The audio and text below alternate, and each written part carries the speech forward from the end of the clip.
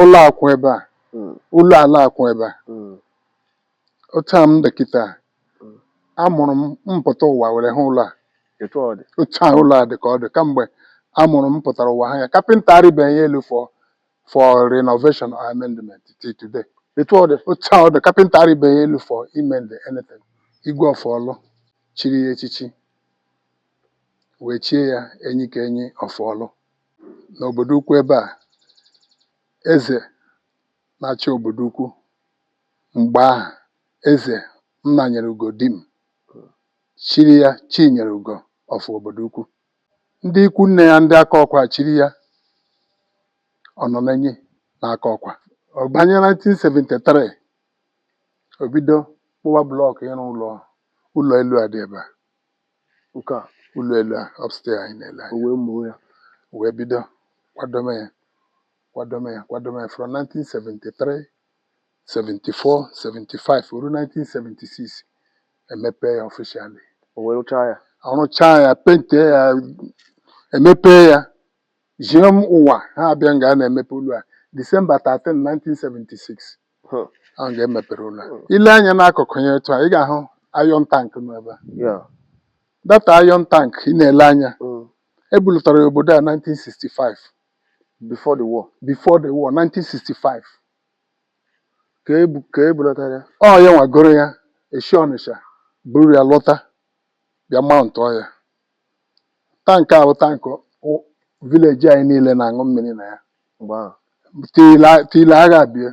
As I'm talking to you as at that 1965 emepere ụlọ elu ya tudekini ya na Ọnịsha 1964 yes.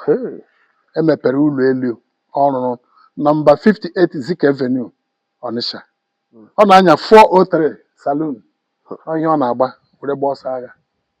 O nwere moto yes. Ihe ahụ dị second car ya.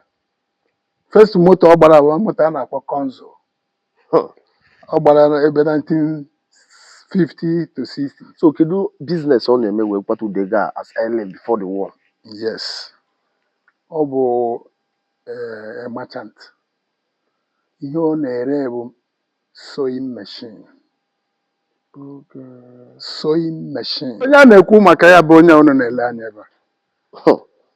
Late Chief Sir Aloysius Anyịkwa Nwisi Chinyere Ugo of obodo ukwu. Ọga Ọnọnenyi n'aka ọkwa.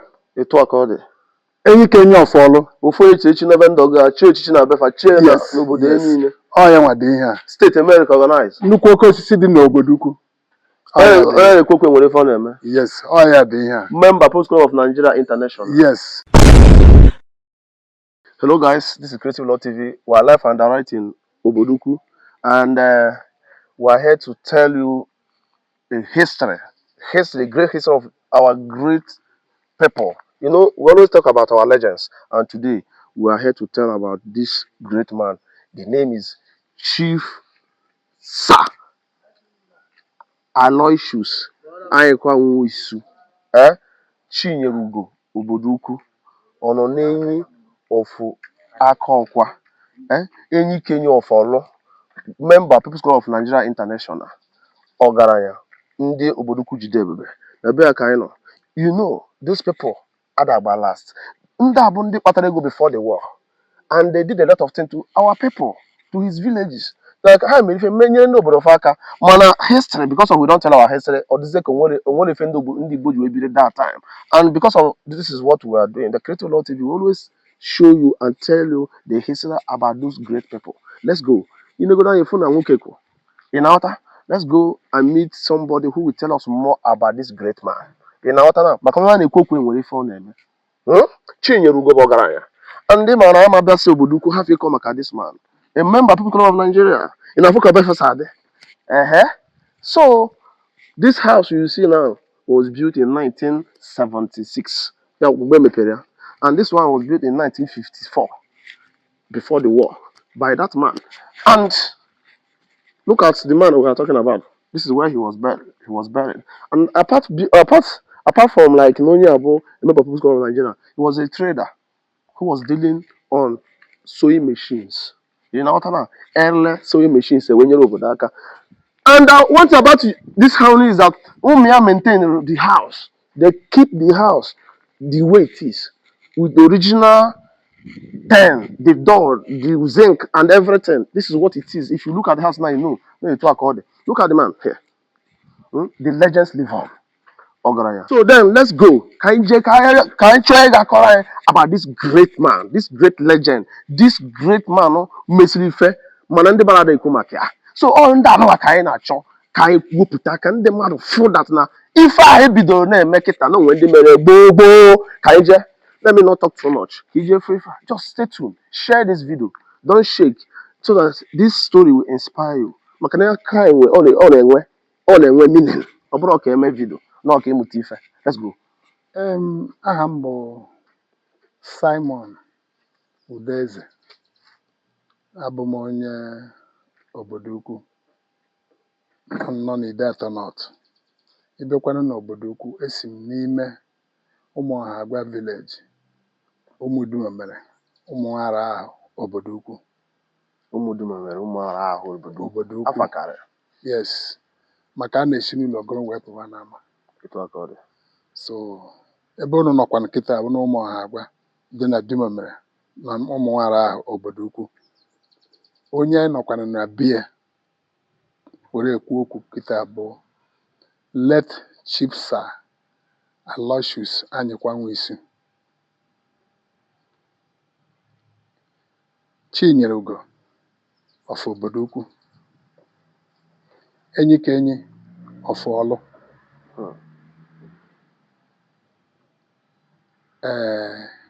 Onye m na-akpọ aha bụ nnukwu oke osisi dị n'obodo ukwu. Akụkọ banyere ya ma ọ bụ onye ọ bụ, ọ bụghị akụkọ ka a chọọ akụkọ mma, kama ihe m ga-agwa unu bụ onye ọ bụ kpọmkwem na ihe ọ bụ. So ọ bụ nnukwu oke osisi Chineke kụnyere n'obodo ukwu. Ya topụtakwara n'obodo ukwu. Chineke were ya jee ọrụ, jee ozi dị iche iche n'obodo ukwu na level dị iche iche.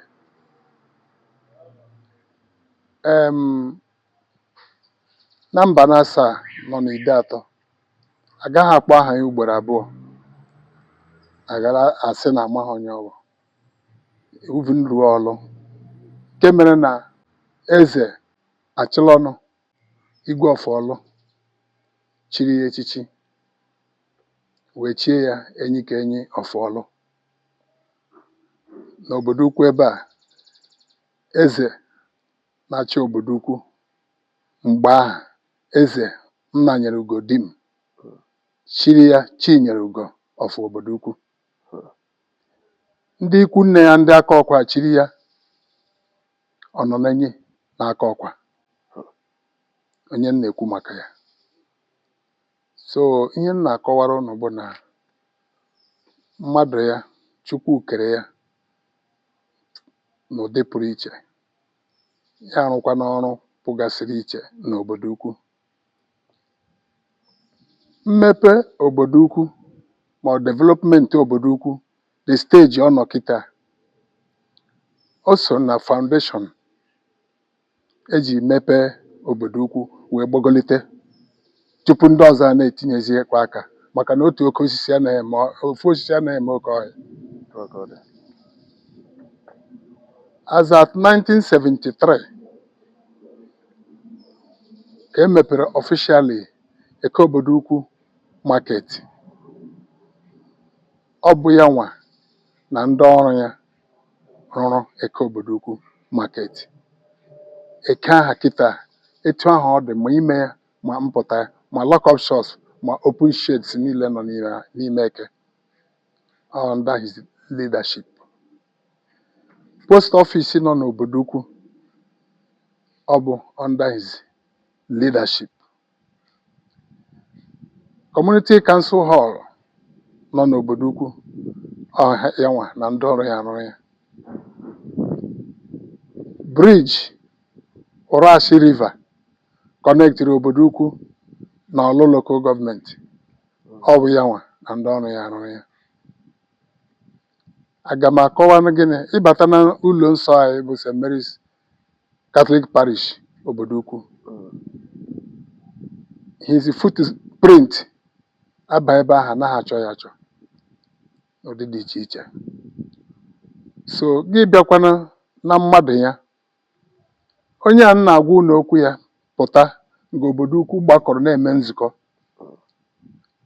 One, o topụrụ dimkpa, onye a na-agwa gị ihe a, onye a ka m dimkpa ọfụma, otu a mma ọ ka m dimkpa. Then obodo ukwu gbakọ na-eme nzukọ, a na-ekwu okwu, ịma a na-aruo na nzukọ onwe mgbe a na-eruo noise dị, a na-ekwu ndị kwe na ndị ekweghị. O mekata bilie okwu sị biko ndị be anyị, ebe niile dịka aṅụ abụrụ mmiri, ice ozugbo ozugbo. Onyinye Chukwu nyere onye amị, ọ bụghị onye amị, mana Chineke nyere ya ebube pụrụ iche. And onye chaa gị ndụmọdụ, ifolo ndụmọdụ ya, ị gaghị ada. Nga ọwụ na ọ na-ekwu okwu ya na-adị mild, ọ na-akamụ situation nga ọbụla ọ nọ, na nzukọ ọbụla ọ nọ, na ọgbakọ ọbụla ọ nọ. So ịbịa na ụmụnna anyị ebe anyị nọ kịta, ọ bụrụ na unu lee anya ụlọ akwụ ebe a, ụlọ ala akwụ ebe a, otu a m dị kịta, amụrụ m mpụta ụwa were hụ ụlọ a. Otu a ụlọ a dị ka ọ dị kamgbe amụrụ m pụtara ụwa ha ya. Kapịnta arịbeghị elu for renovation or amendment till today. Otu a ọ dị, kapịnta arịbeghị elu for amend anything.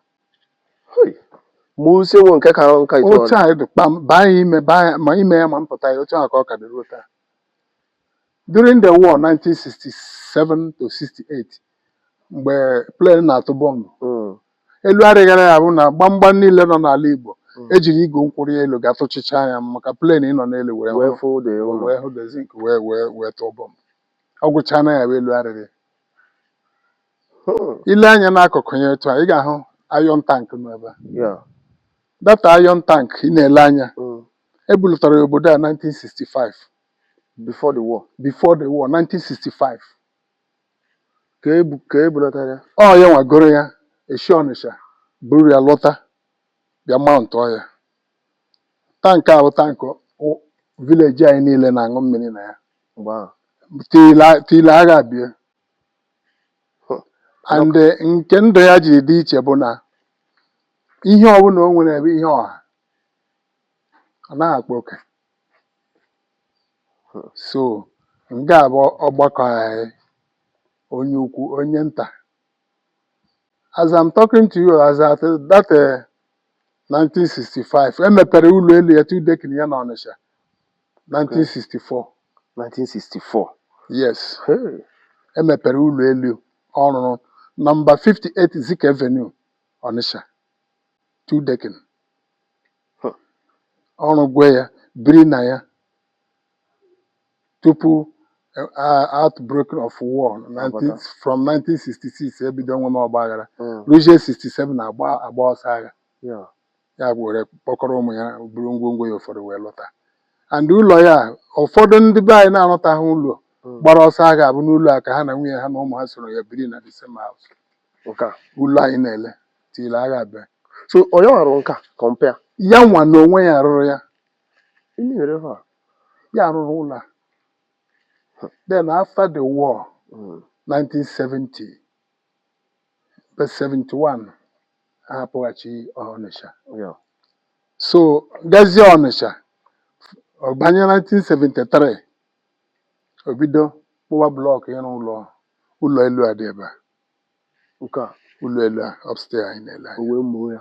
Wee bido kwadome ya from 1973, 74, 75 ruo 1976 emepe ya officially. Ọrụchaa ya, pente ya, emepe ya, jie m ụwa ha abịa nga a na-emepe ụlọ a December 13, 1976 ahụ ga-emepere ụlọ a. so ọ bụ nnukwu mmadụ na be anyị. Ife n'azụ ya Mm. o nwere nnukwu tankị egwuregwu, Tankị ala. tankị ala dị 20 by 20, ịgafe n'azụ ị ga-ahụ ya. Ọ rụrụ ya mgbe ahụ ọrụ n'ụlọ a. Nke a ozi mgbe a rụchaziri ya ọzi pọmpụ ndị vileji a. Ọ bụrụ na ọ lọta ụlọ na Disemba, ya na ụmụ ya na nwunye ya lọta ụlọ na Disemba, Mm. agbacha Krismas ha na-achọ ịlaghachi, Mm. 3 days to the day ha ga-ala, ya zisa ozi so ndị mmadụ bịakwa kurube mmiri na ha achọ n'ịla.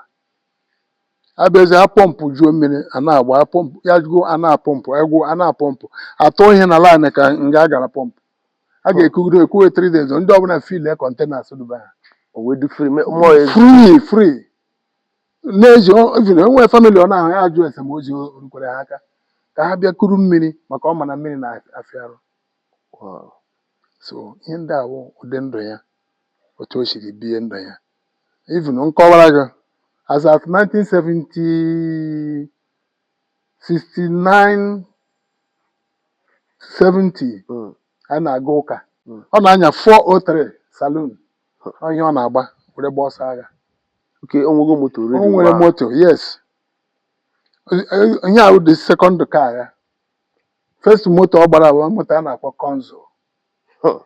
Ọ gbara ebe 1950 to 60s wee gozie that 403. 403 a ọ ya ka anyị niile ji ahụlakpu n'ime buga a na-aga ụka na St. Michael suru ala. Na irisokwere wee mma enjoyment mgbe ahụ. Ịmakwa ihe wee ịba na moto Mgbe ahụ. ọ dị izi. Ọ dịrị izu ya ka m ji onye. Ee, mana ya nwe na-eme ya accommodate ụmụaka anyị kpụcha ya kpụọ ya eregede na ya ma n'anya ya buru ya na-aga St. Michael suru ala ebe a na-aga ụka 6 ebe fada ga-aka ụka every Sunday, ya buru ya na moto gaa Ebe a. aka ụka ya burukwa ya lọta. So mgbe ahụ nwunye na-agbatazi ụka ihe ji ụka mgbe ahụ wee. Hey, o so na onye mere anyị ka uche anyị dị ya.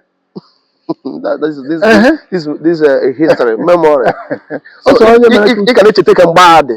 eji mgbe ọmụcha m na-ele anya kịta the picture dị fresh Wow. now. So ọ ụdị ndụ ọ na-ebi na otu o siri bido, o so na onye mere ka anyị hụta ụzọ, Wow. ka anyị hụta ụzọ ịma mgbe ochie onye nwanne ya bi township Mm. Ekiti ebe ahụ nọ na di ya enwe ọṅụ ma ọ lọtawa. Ịma na bred township dị iche, Yes. bred Ọnịsha Yeah. as at 1950s 60s. Ị ga-ama na. Ị ga-ama na gem biskit a na-ebu na komkom eburu ya lọta, ụmụaka agbakọ, ọ bụghị onye ọbụla na-eme, onye nwere obiọma It's true. agbakọ ya na-eke ya ndị mmadụ na-azụga akwa na-enyecha ụmụ nwaanyị niile alụrụ ebe a. Mm. Enweghị nwaanyị bịara ije dị ọhụrụ ebe a ọ na-agaghị agụrụ akwa No, the man is too good. wee welcome onye ahụ. So otu ndụ ya si wee dịrị. So kedu business ọ na-eme wee kpata udega as early before the war? Yes, ọ bụ a merchant. Ihe ọ na-ere bụ sewing machine. Okay. Sewing machine ka ọ na-ere. Gaa obodo oyibo, ọ gara ya gaa ebe ahụ, si ebe ahụ na-atụzie ya na-ebulata ya butterfly, singer, all types of zigzag and machines eji akwa akwa. Ihe ọ na-edil on nọmba 17 Bright Street, Onitsha main market. Yeah. As at then, jụọ mmadụ ese ebe m ga-aga ịhụ na target ka ọ dị na Onitsha before the war. Yes. Ihe ọ na-ere. Okay. Ife nyere ego bụ sewing machine. And that time ịkwa akwa bụ ya also na one of empowerment ndị anyị nwere mgbe ahụ. Nwa agbọghọ ọbụla toputere na ga-aga mụọ ọrụ, ndị nwa ya jide ego egotere ya machine aka. Yes, eji akwa akwa tupu enwezie nke a na-azụ ma ndị a na-akwa n'aka ma ndị a na-azọ n'ụkwụ ma ihe niile ọya nwa na-atụta ya. Ihe ndị ahụ ka ọ na-ere. Okay. So kemgbe ọ nwụzi? Ọ nwụrụ na 2007. 2007. Okay. He was buried on the 18th of July 2007. 84 years. 84 years. He died at the age of 84. So how many wives and how many children? Yes. Only a wife Only one wife. with 10 children. Enworo. 10 children. 10 children. Yes. They me humazi. Sara nwunye gbara ya akpa. Ọ lụrụ ebe ọma na ofu mezuru emezu. Along second wife. Wow. So that's his business because machine owner. So do you know if he the business now? Yes. The business mgbe ọ bịara mmemme okenye ụmụ ya abilitakwara banyekwa Ụmụ ya banyekwara into that business, yes. Ụmụ ya banyere na ya wee kwezụwa ya. Mana anyị ma business na-aga o nwere nga a na-eruo ihe na-aga ahịa mgbe dị etu a nwere nga ọ ga-eruo bịa ọ naghịzi agawa ahịa. Then onye ma ihe ga-ama mgbe ihe ụbọchị na-echeji onye a switch kwa to another thing. Yes. So they later switch to another business. Okay. Yes. So ụmụ ya na-abatakwa ụlọ. If you watch the environment, you will confirm Yeah. that no ụmụ ya na-abata. Evidence. Ihe abụọ tata ya nwa ya nwoke ji akala mbọchị. Okay.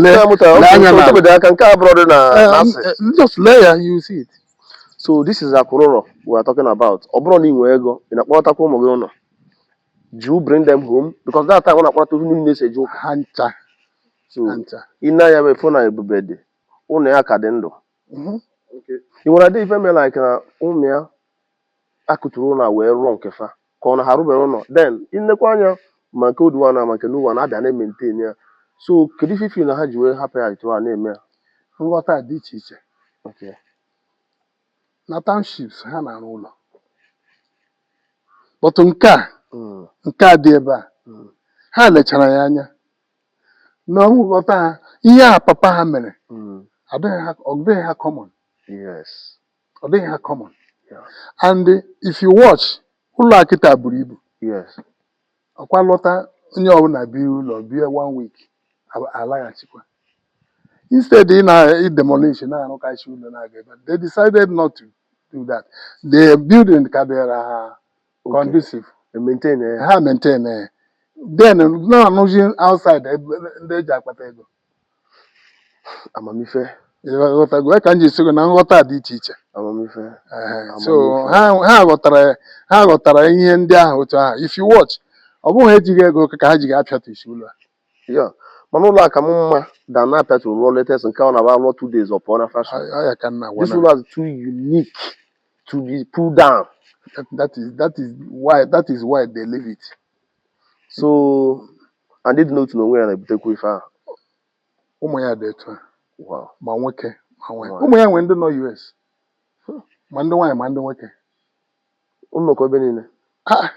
Ọ bụrụ obere ụmụ ya bụ mmadụ. Enweghị ihe bụ ụmụ. Nwee ihe bụ nwa.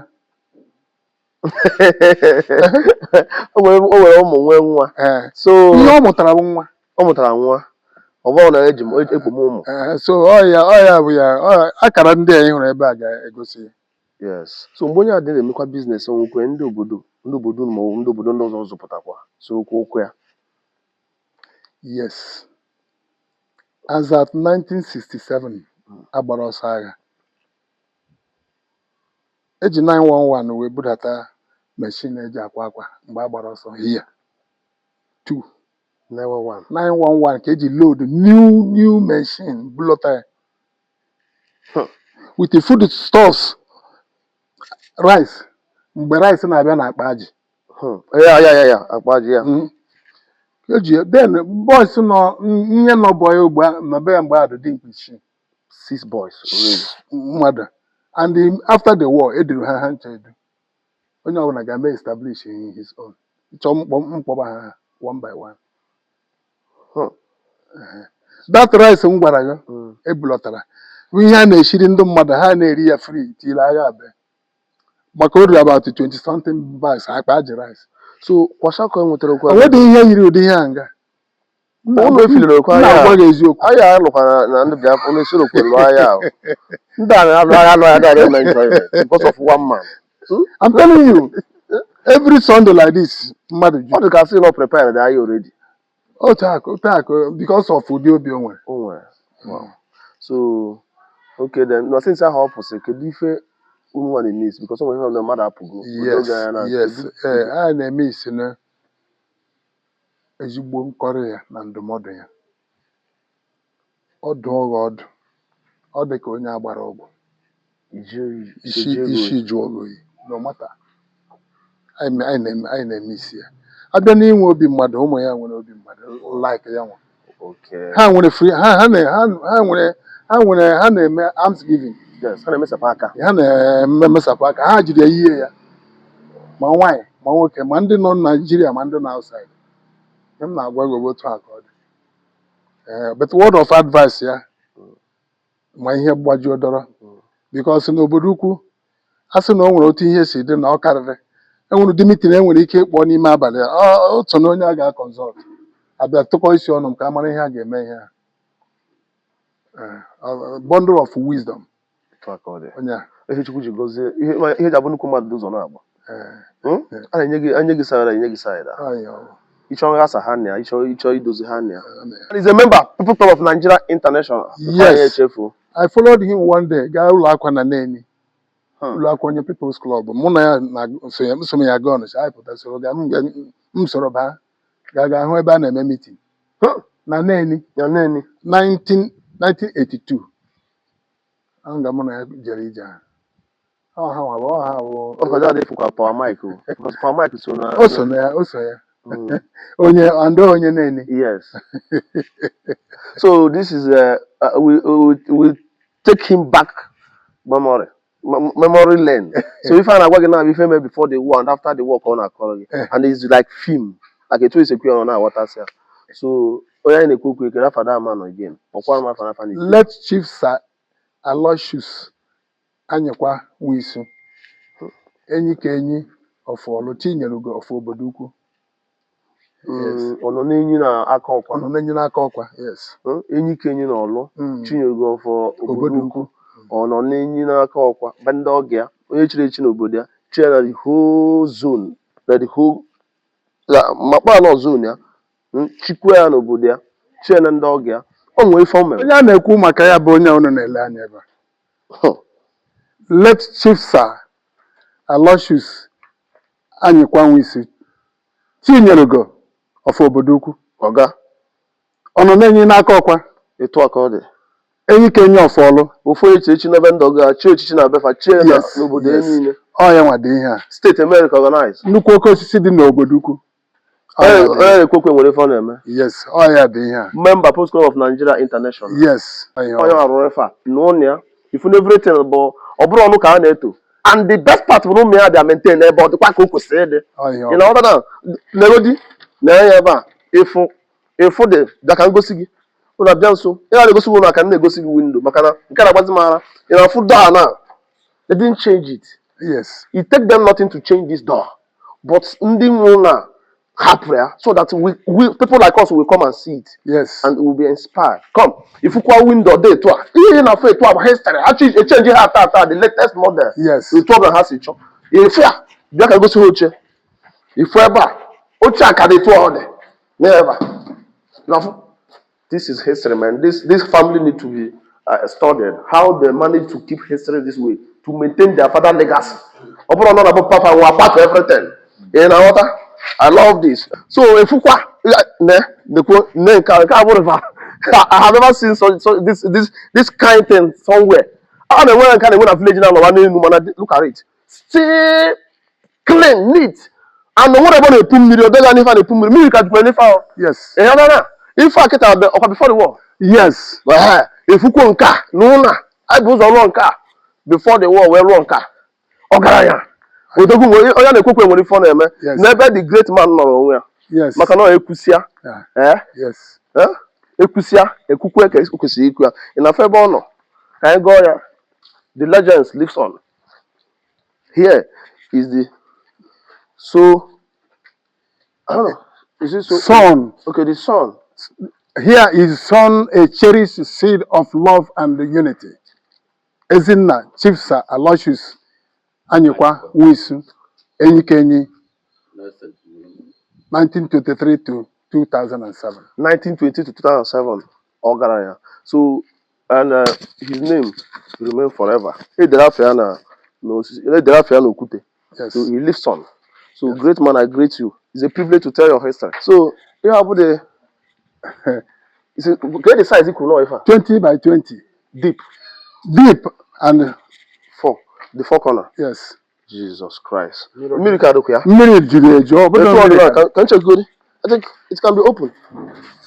Okay, Ebo engine na sugozi mmiri eji asụpụtazi mmiri. Yes. Okay, akpọchiri ọdịmma for security purpose. Yes, it's very important. Yes. Ya na afia mgbe izire ha dị ka